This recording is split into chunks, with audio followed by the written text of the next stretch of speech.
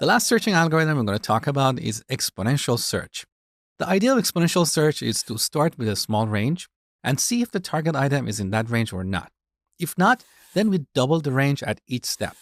Once we find the range where the target item might exist in, we'll do a binary search in that range. So let's say we're looking for 19 in this array. We declare a variable called bound and set it to 1. This variable represents the upper bound of our range, so it stores the index of the last item in this range. Now we compare the last item in this range with the target value. 5 is smaller than 19, so if 19 exists in this array, it should definitely be after 5. So we need to expand our range. We do that by doubling the bound, so we set it to 2. Again, we compare the last item in this range with our target value. 6 is smaller than 19, so we need to expand our range. The last item in our range is now 11, also smaller than 19, so let's double the range one more time. Now the last item in our range is 24.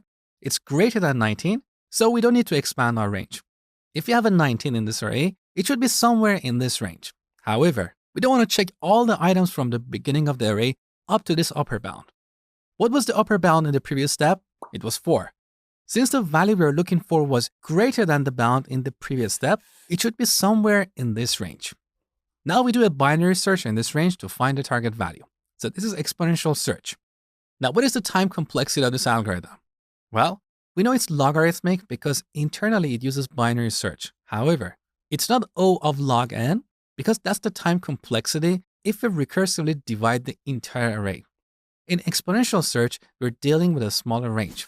Let's say the item exists at position I. Technically, we don't care about all the items after this position. So the time complexity of exponential search would be O of log I in the worst case scenario. It's like doing a binary search over an array of I elements.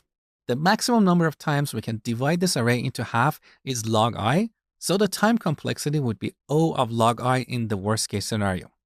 Now, what if the target item doesn't exist in the array? For example, let's say we're looking for 10.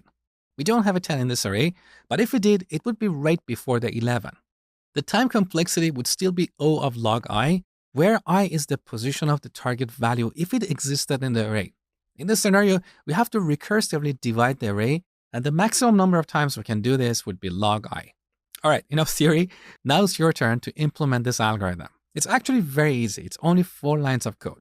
You'll see my solution next.